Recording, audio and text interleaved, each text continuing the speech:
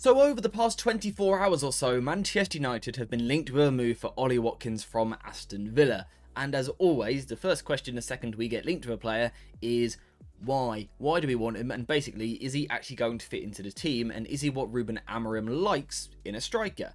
And in the case of Ollie Watkins, the answer is yeah, he is.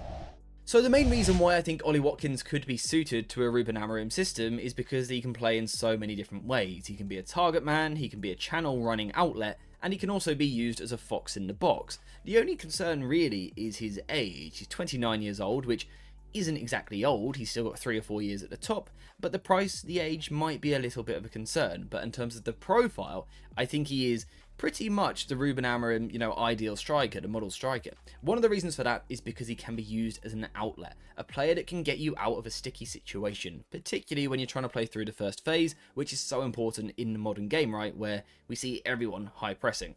So let's say you're trying to play the ball out from the back with Onana, the opposition go man to man. Currently, United lack the technicians, the technical players, to deal with that situation. We can't really play through the press, which means quite often we have to go long over the press. The problem is we don't really have a target man at the club at the moment. We don't really have someone who can reliably stretch the opposition or hold the ball up. Ollie Watkins can actually do both things, and that's why I think he's quite effective. He's not actually the biggest striker in the world, he's not small either, but he's not 6'6", he's not absolutely massive, which is why he has to be unpredictable. And he can go both ways. In one moment, you'll see him coming towards the ball into these positions to receive the ball into his chest or his feet to try and link the play. And then in the next moment, you'll see him racing in behind the opposition. And this makes him really, really difficult to deal with because the opposition don't quite know what he's going to do. And Bayern were a team who really, really suffered from this in the Champions League last season. This game was fascinating to watch purely because of Ollie Watkins. It was such a good game, and it was the first match I thought of when we saw the Watkins news. You can see Bayern here trying to squeeze Aston Villa high up the pitch. Villa know, though, that they don't need to play in the first phase. They don't need to take risks on the ball. They can just send the ball long. And the reason for that is because Ollie Watkins is up there stretching the defence. And actually, Bayern were crazy enough to go 1 versus 1 with Watkins. I wouldn't recommend any team does this, and this is why, because he's so much of a handful. He's such a running threat, and they actually just have to kick him to bring him down. The same happens just a few minutes later, 5 minutes later in the same game. Bayern again on the high press, trying to win the ball. Villa don't take any risks, they send the ball long, and the reason they're able to send the ball long is because Ollie Watkins is up there, 1v1, and once again, they pretty much just have to hack him down. So that's one reason why Watkins could be a good sign, and because of that ability to go in behind in the middle of the pitch, Andre Onana has a pretty good range on his kicks on his right foot, if I can grab the ball, so that could be a weapon for United to go long over the opposition press, in behind the defence, and Watkins is going to stretch the defence, run into those gaps.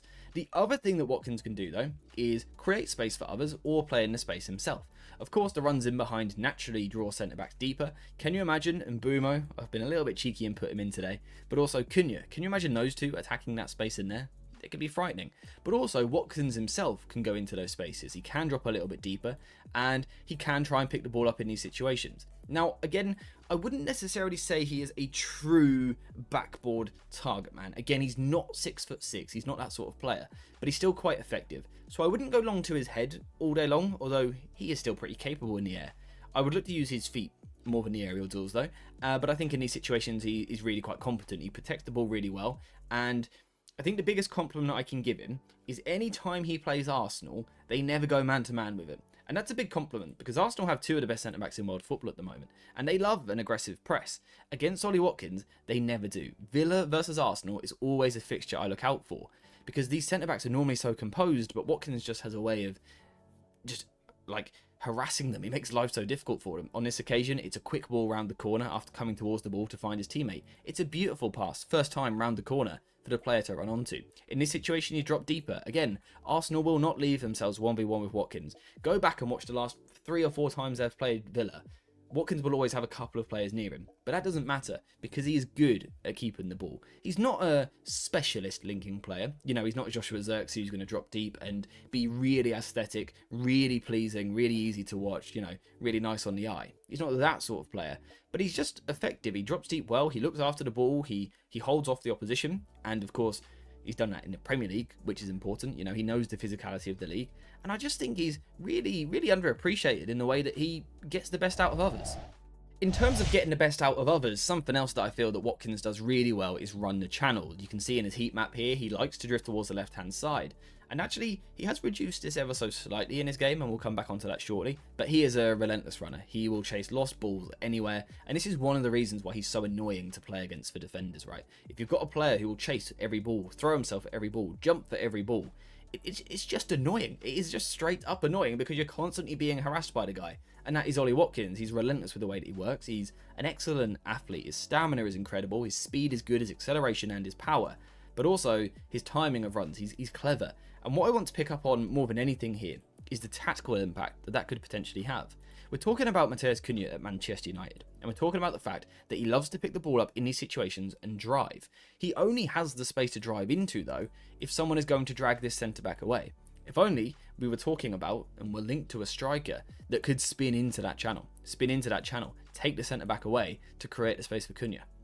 Oh wait, Ollie Watkins. Watkins is brilliant in the left channel. He loves to spin into this space outside of the right centre-back, drawing them into positions they quite frankly don't want to go into. The Aston Villa ball carriers like Jacob Ramsey and Morgan Rogers have really benefited from this because Watkins makes the space and then those guys go and explore it.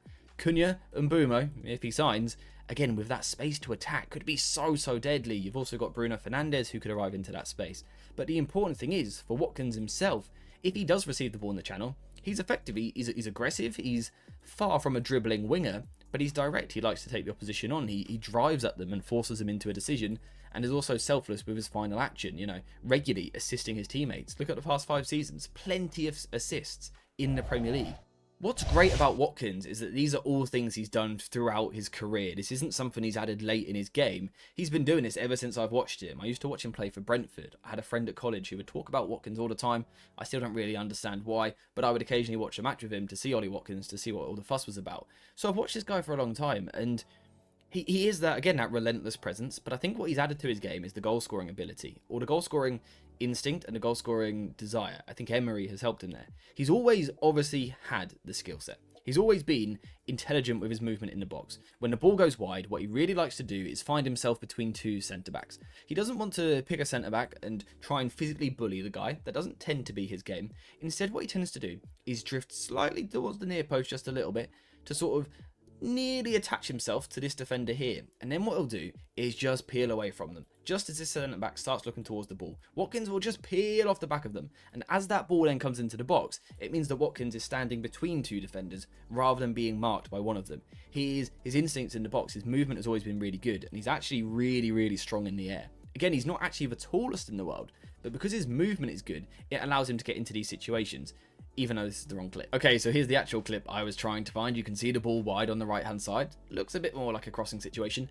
And of course, you can see Ollie Watkins in the middle waiting for his chance to strike. And I think that's what's important, is he waits for his chance. He doesn't rush, he doesn't run ahead of the ball, so the cross goes behind him. His timing of movement is generally pretty good. And what you'll notice in these next few clips is he's rarely challenged by someone, and that's because he is always between 2 defenders. He doesn't attach himself to one, he's finding the space. He's not wrestling centre-backs, he just wants to score. That's what he wants to do, and his heading ability is actually really good. Interestingly, this is Bryan Mbeumo on the ball, crossing the ball into the box, and it's going to be Ollie Watkins again in the centre. And again, what Watkins does is he just drifts, initially attaching himself towards that defender at the front post, but as the ball comes in, he's just going to drift away from him. So actually, when the ball arrives at him, he isn't actually marked by anyone, and he's got a free header. And when he's got a free header, he's really deadly, really deadly. This time a ball in from the left-hand side, whipped into the box. Again, he's between 2 defenders. He's not on one defender. He's got space. He's finding space, and that's good movement. And again, the heading ability is genuinely kind of phenomenal. Watkins having good heading ability and scoring a lot of headers probably shouldn't be a surprise, because all round he's just a pretty good finisher. He strikes the ball well off of both feet. He's scored a lot of goals. In fact, look at the number of goal contributions he has in the past 5 Premier League seasons. 109 is just ridiculous. Playing for Aston Villa, no disrespect to Aston Villa, but 109 in 5 seasons is extremely impressive.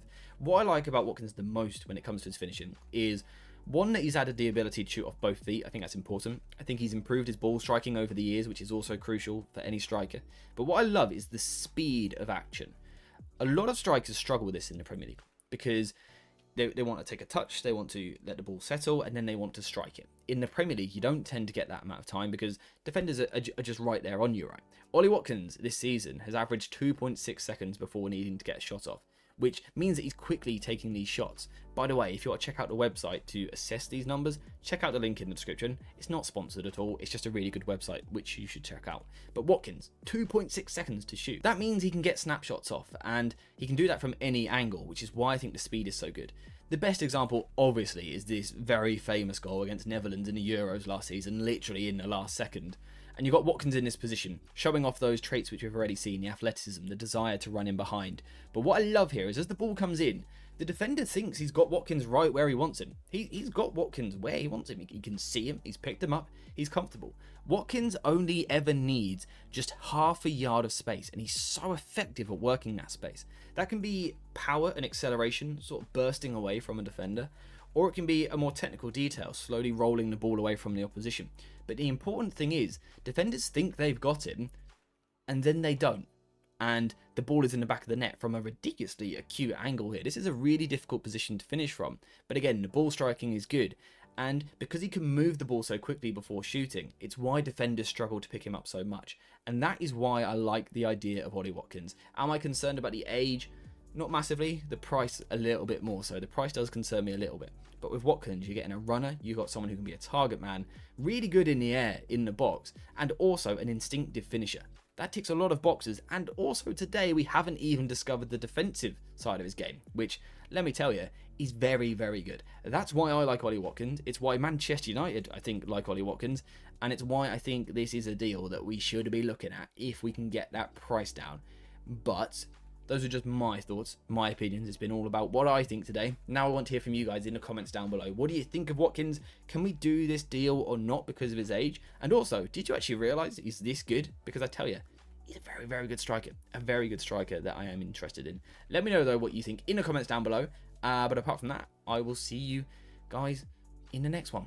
Thanks.